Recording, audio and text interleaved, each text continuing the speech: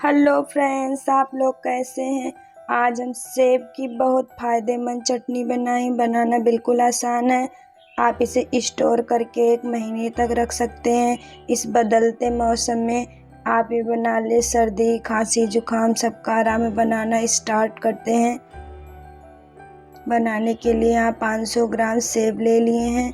अब इसको अच्छे से धुल के पोंछ लिए थे, सूखा कपड़े से अच्छे से पोंछ लिए थे।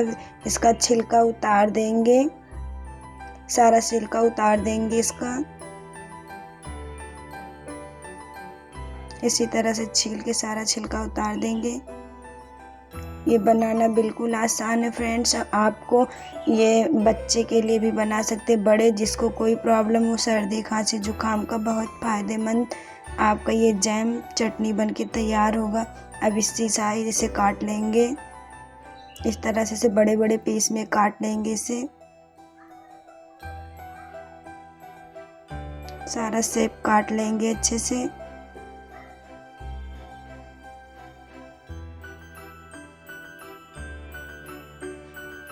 ऐसे काट लेंगे सारा सेब।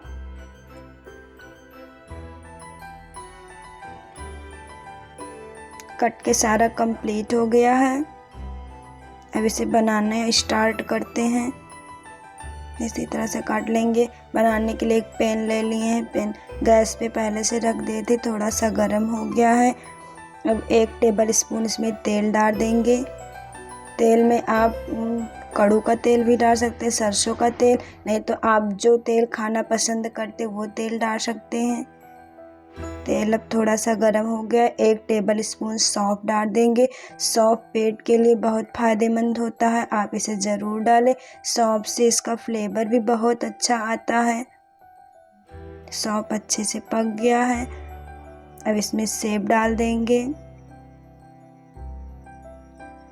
अच्छे से चला लेंगे इस तरह से।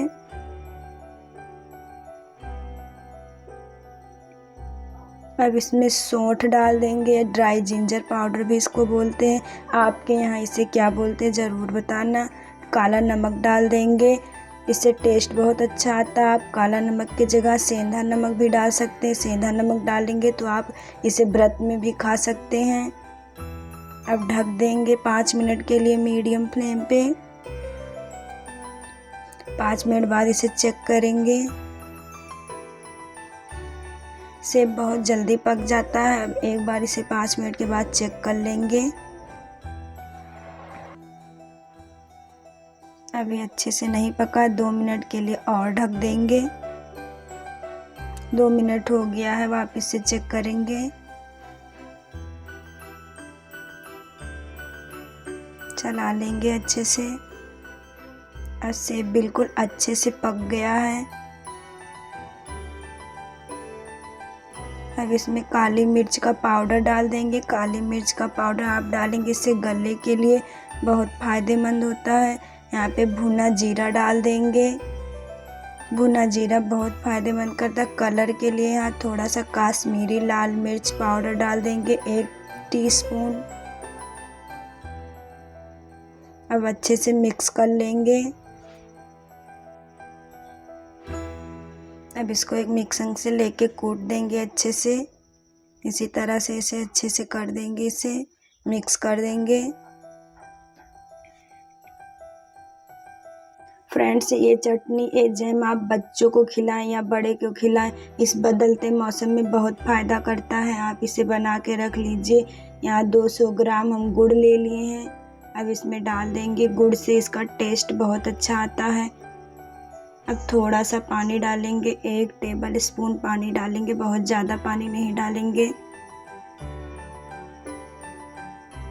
अब अच्छे से चला के 5 से 7 मिनट के लिए मीडियम फ्लेम पे ढक देंगे, जिससे गुड़ अच्छे से पक जाए। 5 से 7 मिनट हो गया। देख लीजिए कितना टेस्टी, कितना अच्छा देखने में लग रहा है ये। अब अच्छे से चलाएंगे।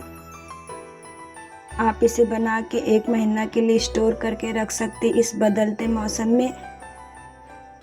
आप इसे ज़रूर बना के ट्राई करें और मेरी रेसिपी आपको अच्छी लगे तो प्लीज़ वीडियो के नीचे लाइक का बटन क्लिक करें, चैनल को सब्सक्राइब करना ना भूलें। सर्व करते हैं।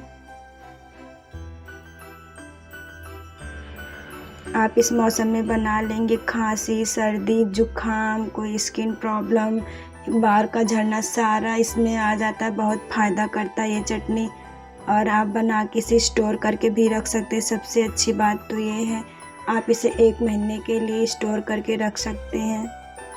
बहुत टेस्टी लगती है खाने में चटनी। आप पराठे के साथ खाएं या इसे ऐसे खाएं, बहुत अच्छी लगती है। मेरी वीडियो अच्छी लगे तो प्लीज़ लाइक